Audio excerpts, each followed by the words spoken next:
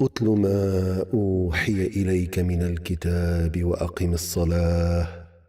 إن الصلاة تنهى عن الفحشاء والمنكر ولذكر الله أكبر والله يعلم ما تصنعون.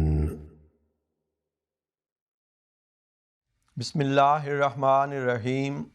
نحمدہ ونصلی علی رسولہ الکریم۔ نور ہدایت کے عنوان سے MTA پر جو پروگرام پیش کیے جا رہے ہیں، ان پروگرامز میں قرآن مجید کی ان آیات کی مختصر تشریح اور تفسیر پیش کی جاتی ہے جن کی تلاوت حضرت امیر المومنین خلیفۃ المسیح الخامس ایدہ اللہ تعالیٰ بنصرہ العزیز جہری تلاوت والی نمازوں میں فرماتے ہیں۔ حضور ایدہ اللہ تعالیٰ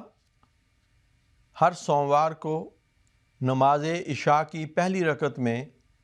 سورۃ الحشر کی آیات 19 تا 22 کی تلاوت فرماتے ہیں۔ آئیے سب سے پہلے ہم حضور ایدہ اللہ تعالیٰ بنصرہ العزیز کی مبارک آواز میں قرآن مجید کی ان آیات کی تلاوت کو سنتے ہیں۔ یا ایھا الذین آمنوا اتقوا اللہ ولتنظر نفس ما قدمت لغد واتقوا اللہ ان اللہ خبیر بما تعملون ولا تکونوا کالذین نسوا اللہ وانساهم انفسهم اولئک هم الفاسقون لا يستوي أصحاب النار وأصحاب الجنة أصحاب الجنة هم الفائزون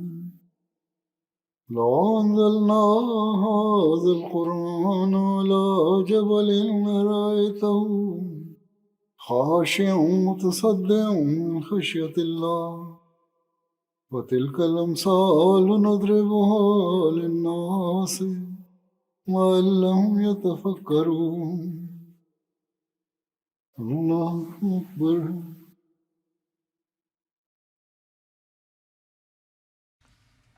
ابھی ہم نے حضرت امیر المومنین خلیفۃ المسیح الخامس سیدہ اللہ تعالیٰ بنصرہ العزیز کی مبارک آواز میں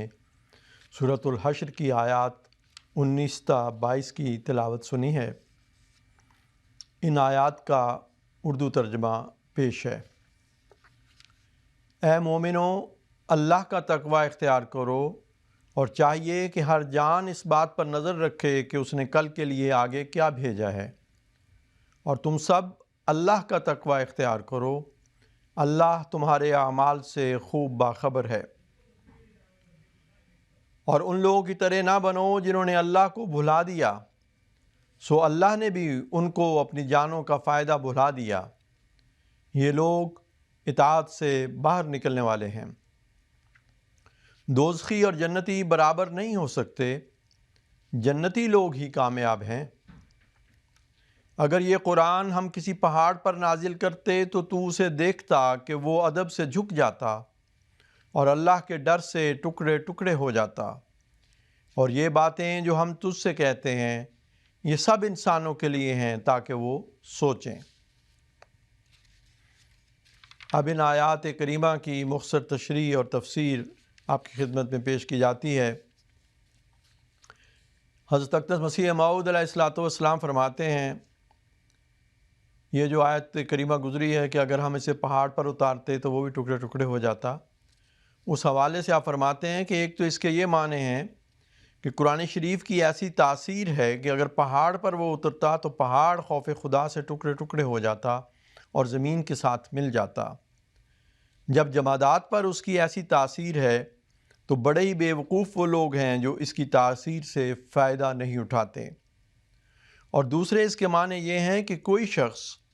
محبت الہی اور رضائے الہی کو حاصل نہیں کر سکتا جب تک دو صفتیں اس میں پیدا نہ ہو جائیں۔ اول، تکبر کو توڑنا، جس طرح کہ کھڑا ہوا پہاڑ جس نے سر اونچا کیا ہوا ہوتا ہے گر کر زمین سے ہموار ہو جائے، اسی طرح انسان کو چاہیے کہ تمام تکبر اور بڑائی کے خیالات کو دور کرے، عاجزی اور خاکساری کو اختیار کرے۔ اور دوسرا یہ ہے کہ پہلے تمام تعلقات اس کے ٹوٹ جائیں، جیسا کہ پہاڑ گر کر متصدعاً ہو جاتا ہے، اینٹ سے اینٹ جدا ہو جاتی ہے، ایسا ہی اس کے پہلے تعلقات جو موجب گندگی اور الہی نارضامندی کے تھے وہ سب تعلقات ٹوٹ جائیں، اور اب اس کی ملاقاتیں اور دوستیاں اور محبتیں اور عداوتیں صرف اللہ تعالیٰ کے لیے رہ جائیں۔ حضرت خلیفۃ المسیح الخامس ایدہ اللہ تعالیٰ بنصر العزیز نے بھی مختلف مواقع پر ان آیات کریمہ کے حوالے سے بڑی تفصیل سے مضامین کو بیان فرمایا ہے۔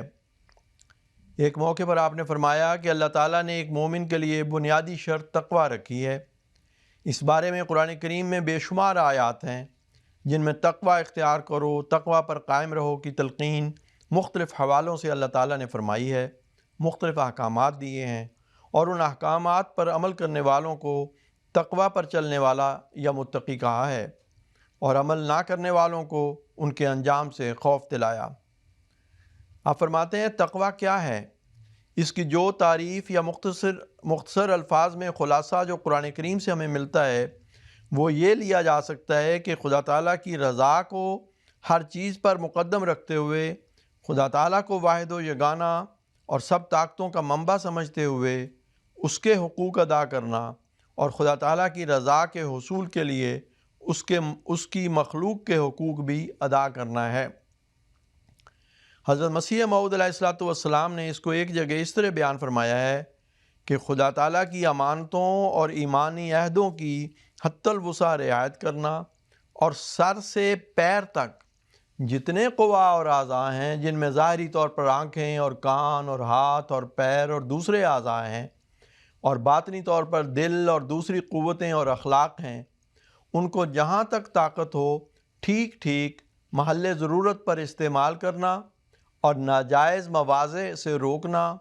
اور ان کے پوشیدہ حملوں سے متنبہ رہنا، اور اسی کے مقابل پر حقوق العباد کا بھی لحاظ رکھنا،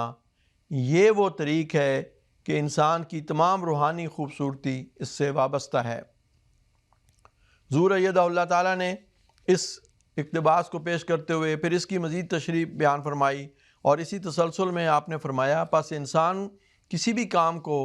اللہ تعالیٰ کے حکم کے خلاف کر کے یا نہ کر کے خدا تعالیٰ کی حدوں کو توڑ کر تقویٰ سے دور ہٹتا چلا جاتا ہے، اور جوں جوں تقویٰ سے دوری ہوتی ہے انسان شیطان کی جھولی میں گرتا چلا جاتا ہے۔ اس لیے حضرت مسیح موعود علیہ السلام نے یہ فرمایا ہے کہ ایک مومن نہ صرف یہ کہ اللہ تعالیٰ کی مرضی کے خلاف کام نہ کرے، بلکہ شیطان جو چھپ کر حملہ کرتا رہتا ہے ان حملوں سے بھی آگاہ رہے۔ ہر وقت اس کی نظر شیطان کے حملوں کی طرف ہو کہ کہیں وہ اس پر حملہ آور نہ ہو جائے، اور پھر اس آگاہی کی وجہ سے شیطان کے پوشیدہ حملوں سے اپنے آپ کو بچائے۔ حضور فرماتے ہیں شیطان کے حملے مختلف طریقوں سے ہوتے ہیں۔ اس زمانے کی ایجادات میں بھی بہت سی ایسی ہیں جو خود انسان کو نقصان پہنچا رہی ہوتی ہیں،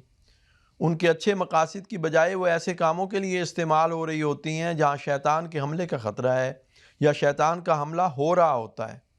عبادتوں سے دور لے جا رہی ہوتی ہیں، اخلاق پر برا اثر ڈال رہی ہوتی ہیں۔ بظاہر انسان سمجھتا ہے کہ یہ میرے ذاتی معاملات ہیں، اور کسی کو کیا کہ میں جوا کھیلتا ہوں یا رات گئے تک انٹرنیٹ پر فلمیں دیکھتا ہوں اور ٹی وی دیکھتا ہوں یا اس قسم کے اور کام کرتا ہوں۔ بہت سارے ایسے غلط کام انسان کرتا ہے اور اس کے خیال میں کسی کو ان سے غرض نہیں ہونی چاہیے کیونکہ وہ کسی کو براہ راست نقصان نہیں پہنچا رہے، لیکن جو غلط کام ہے جو اللہ تعالیٰ کی رضا کے مطابق نہیں ہے، اس کی مرضی کے خلاف ہے، وہ اسے پھر اللہ تعالیٰ کی عبادت سے بھی دور لے جاتا ہے، اللہ تعالیٰ کے حق ادا کرنے سے بھی دور لے جاتا ہے، اور بندوں کے حق ادا کرنے سے بھی دور لے جاتا ہے۔ ان ملکوں میں شرابیں، جوا، انٹرنیٹ، گندی اور لغو فلمیں ہیں، غلط دوستیاں ہیں، یہ جہاں گھروں کو اجاڑ رہی ہوتی ہیں وہاں نوجوانوں کو غلط راستے پر ڈال کر خدا تعالیٰ کی ذات پر ایمان سے بھی ہٹا کر معاشرے کا ناسور بنا رہی ہوتی ہیں۔ وہ لوگ ایک مستقل بیماری بن رہے ہیں۔ بس خدا تعالیٰ فرماتا ہے کہ تمہارے ہر عضو کا اور ہر سوچ کا اللہ تعالیٰ کی رضا کے مطابق اور برمحل استعمال تمہیں تقویٰ میں بڑھائے گا، اور اس کے خلاف عمل تمہیں شیطان کی گود میں پھینک دے گا، اور جو شیطان کی گود میں گرتا ہے وہ یقیناً نقصان اٹھانے والوں میں سے ہوتا ہے۔ حضور ایدہ اللہ تعالیٰ نے اسی ضمن میں یہ بھی فرمایا کہ جو ان آیات میں سے جو پہلی آیت ہے یہ نکاح پر پڑھی جانے والی آیتوں میں سے بھی ایک آیت ہے۔ اللہ تعالیٰ اس میں جہاں انسان کو خود آئندہ زندگی کی فکر کی طرف توجہ دلا رہا ہے، وہاں آئندہ پیدا ہونے والی نسل کی تربیت اور ان کو دنیا کے بجائے نیکیوں میں آگے بڑھنے کی طرف توجہ دلانے کا بھی ارشاد فرما رہا ہے۔ خاص طور پر جو آیات نکاح میں پڑھی جانے والی ہیں یہ ان میں سے ایک آیت ہے، کیونکہ نیک اولاد، اللہ تعالیٰ کی رضا کو حاصل کرنے کی کوشش کرنے والی اولاد جہاں اپنی عاقبت سنوارنے والی ہوگی، وہاں نیک اولاد کے عمل اور ان کی دعائیں جو وہ والدین کے لیے کر رہے ہیں، والدین کے درجات اگلے جہان میں بھی بلند کرنے کا باعث بن رہی ہوں گی۔ بس اللہ تعالیٰ فرماتا ہے کہ اپنی شادی کے موقع پر بھی یہ بات یاد رکھو کہ دنیا اور اس کی تمام آسائشیں، آسانیاں، مزے اور لذتیں عارضی چیز ہیں۔ شادی اور دنیاوی ملاپ یہ سب عارضی لذات ہیں۔ اصلی لذت خدا تعالیٰ کی رضا کے حصول میں ہے، جو اس دنیا میں بھی ملتی ہے، اور اس کے پھل ایک مومن پھر اگلے جہان میں بھی کھاتا ہے۔ بس ایک مومن کو بار بار مختلف رنگ میں اللہ تعالیٰ تنبیہ اور تلقین فرماتا ہے کہ خدا تعالیٰ کو کبھی نہ بھولو، تقوی پر قائم رہو، ایسے اعمال بجا لاؤ جو اس جہان کو بھی اور اگلے جہان کو بھی سنوارنے والے ہوں۔ اس جہان میں بھی تم اللہ تعالیٰ کی رضا حاصل کرنے والے بنو، اور آئندہ زندگی میں بھی اللہ تعالیٰ کی رضا حاصل کرنے والے بنو، اور یاد رکھو کہ اللہ تعالیٰ تمہارے ہر عمل کی خبر رکھنے والا ہے۔ اس کی نظر سے انسان کا کوئی چھوٹے سے چھوٹا عمل بھی پوشیدہ نہیں ہے، ہر عمل کا حساب کتاب رکھا جا رہا ہے۔ اس لیے انسان کو بہت پھونک پھونک کے اس دنیا میں اپنے قدم اٹھانے کی ضرورت ہے۔ ایمان لانا اور ایمان کا دعویٰ کرنا صرف کافی نہیں ہے، بلکہ تقوی کی راہوں کی تلاش اور ان پر عمل ضروری ہے۔ اسی ضمن میں حضور ایدہ اللہ تعالیٰ بن نصر العزیز نے حضرت اقدس مسیح موعود علیہ السلام کے بعض ارشادات بھی پیش فرمائے۔ مثلا حضرت مسیح موعود علیہ السلام فرماتے ہیں، سچی خوشحالی اور راحت تقوی کے بغیر حاصل نہیں ہوتی، اور تقوی پر قائم ہونا گویا زہر کا پیالہ پینا ہے، یعنی بظاہر بہت مشکل کام ہے۔ متقی کے لیے خدا تعالیٰ ساری راحتوں کے سامان مہیا کر دیتا ہے، لیکن جب انسان تقوی اختیار کرتا ہے تو اللہ تعالیٰ ساری راحتوں کے سامان مہیا کر دیتا ہے۔ فرمایا، من یتق اللہ یجعل لہ مخرجا ویرزقہ من حیث لا یحتسب۔ بس خوشحالی کا اصول تقوی ہے، لیکن اصول تقوی کے لیے نہیں چاہیے کہ ہم شرطیں باندھتے پھریں۔ تقوی اختیار کرنے سے جو مانگو گے ملے گا۔ خدا تعالیٰ رحیم و کریم ہے، تقوی اختیار کرو، جو چاہو گے وہ دے گا۔ اسی طرح حضرت مسیح موعود علیہ السلام کا یہ ارشاد بھی آپ نے بیان فرمایا کہ حضور علیہ السلام فرماتے ہیں کہ تقوی حاصل کرو، کیونکہ تقوی کے بعد ہی خدا تعالیٰ کی برکتیں آتی ہیں۔ متقی دنیا کی بلاؤں سے بچایا جاتا ہے۔ حضور ایدہ اللہ فرماتے ہیں، اللہ تعالیٰ کے فضل سے من حیث الجماعت، بے شک اللہ تعالیٰ کے بے شمار فضل ہم جماعت پر دیکھتے ہیں، جماعت کی ترقی بھی ہم دیکھتے ہیں۔ اللہ تعالیٰ کا جماعت کے ساتھ ایک خاص سلوک بھی ہم دیکھتے ہیں کہ کس طرح انتہائی نامساعد حالات میں بھی جماعت کو اللہ تعالیٰ دشمن کے منہ سے نکال لاتا ہے۔ جماعت کی ایک اچھی تعداد یقیناً تقوی پر چلنے والوں اور اللہ تعالیٰ کی رضا حاصل کرنے والوں کی بھی ہے، لیکن ہمیں کوشش کرنی چاہیے کہ حضرت مسیح موعود علیہ السلام سے عہد بیعت باندھ کر ہم میں سے ہر ایک وہ معیار تقوی حاصل کرے، وہ خدا تعالیٰ کا قرب ہمیں حاصل ہو جو ایک حقیقی مسلمان کا ہونا چاہیے، اور جو حضرت مسیح موعود علیہ السلام ہم سے چاہتے ہیں۔ اور وہ کیا ہے؟ وہ یہی ہے کہ ہم خدا تعالیٰ کو ہمیشہ یاد رکھیں۔ حضور فرماتے ہیں، اللہ تعالیٰ فرماتا ہے کہ اگر تم نے اللہ تعالیٰ کو بھلا دیا تو اللہ تعالیٰ کا تو کچھ حرج نہیں کرو گے، اللہ کا تو اس میں کوئی نقصان نہیں ہے، ہاں یہ غفلت خود تمہیں نقصان پہنچانے والی ہوگی۔ خدا تعالیٰ کو بھلانے والے وہ لوگ ہیں جو ایمان میں کمزور ہیں، کامل ایمان نہیں رکھتے، یا بھول جاتے ہیں کہ ہم نے ایک دن اللہ تعالیٰ کے حضور پیش ہونا ہے، اور اس وجہ سے پھر ایسے عمل ہونے لگتے ہیں جن سے ان کی اخلاقی اور روحانی حالت انحطاط پذیر ہو جاتی ہے، گرنے لگ جاتی ہے، دنیا دین پر مقدم ہو جاتی ہے، نہ یہ کہ دین دنیا پر مقدم ہو۔ ایسے دنیا دار اگلے جہان میں خدا تعالیٰ کا کیا سلوک دیکھیں گے؟ وہ تو خدا تعالیٰ بہتر جانتا ہے، لیکن اس دنیا میں بھی ان کے دنیا میں پڑھنے کی وجہ سے ان کا ذہنی سکون برباد ہو جاتا ہے۔ کئی لوگ ہم دیکھتے ہیں ذرا سے مالی نقصان پر دنیاوی نقصان پر ایسے روک لگاتے ہیں کہ پھر کسی قابل نہیں رہتے۔ بس اللہ تعالیٰ فرماتا ہے کہ ایمان کا دعویٰ ہے اور تقویٰ پر قدم مارنے کی کوشش نہیں ہے۔ ایمان کے دعوے کے ساتھ اللہ تعالیٰ کے حقوق اور اس کے بندوں کے حقوق ادا کرنے کی طرف توجہ نہیں ہے، تو یہ بات صاف ظاہر کرتی ہے کہ اللہ تعالیٰ پر ایمان کامل نہیں ہے۔ اس سے بڑی تفصیل سے حضور ایدہ اللہ تعالیٰ نے اپنے خطبات میں اس مضمون کو کھولا ہے، اور حضرت اقدس مسیح موعود علیہ الصلوۃ والسلام کے ارشادات کے حوالے سے بھی ان کی مزید وضاحت فرمائی ہے۔ ان آیات میں سے پہلی آیت کے حوالے سے ہی حضور نے ایک اور موقع پر فرمایا، یہ آیت نکاح کے خطبے میں بھی ہم پڑھتے ہیں۔ یہ نکاح کے خطبے میں پڑھی جانے والی آیات میں سے سب سے آخری آیت ہے۔ اللہ تعالیٰ نے نکاح کے خطبے میں پڑھی جانے والی آیات میں مختلف امور کی طرف توجہ دلا کر کہ اپنے رحمی رشتوں کا بھی خیال رکھو، اس بندھن کے ساتھ جو ذمہ داریاں پڑنے والی ہیں ان کا بھی خیال رکھو، سچائی اختیار کرو، سچائی پر قائم رہو گے تو اس کے ذریعے سے نیک اعمال کی اور رشتے نبھانے کی توفیق ملتی رہے گی۔ اللہ تعالیٰ اور اس کے رسول کے احکامات پر چلو، اس میں تمہاری کامیاب زندگی ہے۔ پھر مزید زور دیا کہ اگر کل پر نظر رکھو گے تو اللہ تعالیٰ اور اس کے رسول کے احکامات پر بھی نظر رہے گی۔ اب اللہ تعالیٰ اور اس کے رسول کے بے شمار احکامات ہیں جو عائلی معاملات کو خوبصورت بنانے میں کردار ادا کرتے ہیں۔ اگر انسان غور کرے تو اس کا فائدہ انسان کو ہی ہے، جیسا کہ حضرت خلیفہ اول نے یہ فرمایا کہ دنیا بھی سنور جائے گی اور عقبہ بھی سنور جائے گی۔ اس دنیا میں گھریلو زندگی بھی جنت نظیر بن جائے گی، اور اللہ تعالیٰ کے حکموں پر عمل کرنے سے آخرت کے انعامات بھی ملیں گے۔ پھر صرف اپنی ذات تک ہی نہیں بلکہ اس وجہ سے اولاد بھی نیکیوں پر چلنے والی ہوگی۔ گویا صرف اپنی کل نہیں سنوار رہے ہوں گے بلکہ اگلی نسل کی کل کی بھی حقیقی مومن ضمانت بننے کی کوشش کرے گا، بلکہ ضمانت بن جاتا ہے کہ عموماً پھر آئندہ نسل بھی نیکیوں پر قدم مارنے والی ہوگی۔ بس اگر وہ گھر یا وہ خاندان جو اپنے گھروں کو چھوٹی چھوٹی باتوں پر برباد کر رہے ہوتے ہیں اللہ تعالیٰ کے حکموں پر غور کرنے والے اور ان پر عمل کرنے والے بن جائیں تو نہ صرف اپنے گھروں کے سکون کے ضامن ہو جائیں گے، اپنے بچوں کی صحیح تربیت اور ان کو تقویٰ پر چلنے کی طرف رہنمائی کرنے والے بھی بن جائیں گے اور ان کی زندگیاں سنوارنے والے بھی بن جائیں گے، بلکہ اللہ تعالیٰ کے انعامات اس دنیا میں بھی اور آخرت میں بھی حاصل کرنے والے بن جائیں گے۔ بس ایسے گھروں کو جو چھوٹی چھوٹی باتوں پر صرف دنیا داری کی خاطر اپنے گھروں کو برباد کر رہے ہیں سوچنا اور غور کرنا چاہیے۔ اگلی نسلیں صرف آپ ہی کی اولاد نہیں ہیں بلکہ جماعت اور قوم کا بھی سرمایہ ہیں۔ ان کو صحیح راستے دکھانا ماں باپ کا کام ہے، اور یہ تبھی ہو سکتا ہے جب ماں باپ اپنے آپ کو اللہ تعالیٰ اور اس کے رسول کے احکامات کے مطابق چلانے کی کوشش کرنے والے ہوں۔ اللہ تعالیٰ سب کو اس کی توفیق عطا فرمائے۔ اسی ضمن میں آگے چل کے حضور فرماتے ہیں، حضرت خلیفۃ المسیح اول نے ایک دفعہ مختصر الفاظ میں یوں توجہ دلائی کہ مومن کو چاہیے کہ جو کام کرے اس کے انجام کو پہلے سوچ لے کہ اس کا نتیجہ کیا ہوگا۔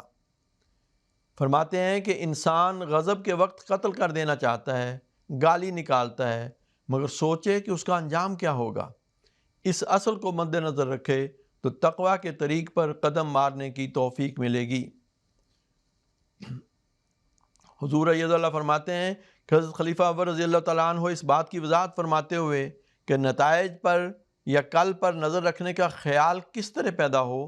کس طرح نظر رکھی جائے، اس کے لیے آپ فرماتے ہیں کہ اس بات پر ایمان رکھے کہ واللہ خبیر بما تعملون، جو کام تم کرتے ہو اللہ تعالیٰ کو اس کی خبر ہے۔ انسان اگر یہ یقین رکھے کہ کوئی خبیر و علیم بادشاہ ہے جو ہر قسم کی بدکاری، دغا، فریب، سستی اور کاہلی کو دیکھتا ہے اور اس کا بدلہ دے گا تو وہ بچ سکتا ہے۔ آپ نے فرمایا ایسا ایمان پیدا کرو۔ بہت سے لوگ ہیں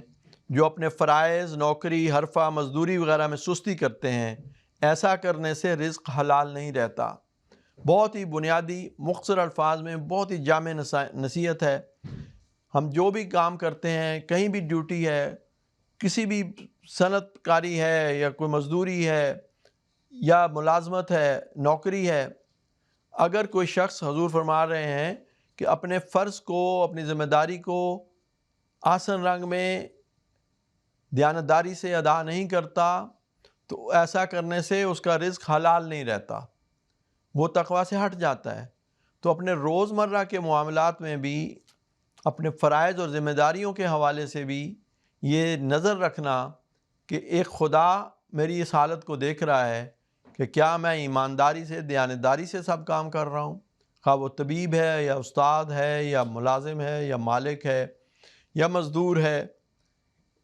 یا کسی بھی کاروبار میں دکاندار ہے، تو اس کو اس بات کا خیال رکھنا چاہیے کہ اللہ دیکھ رہا ہے کہ کیا میں اس کی مرضی کے مطابق دیانتداری سے اپنے ذمہ داریوں کو ادا کر رہا ہوں۔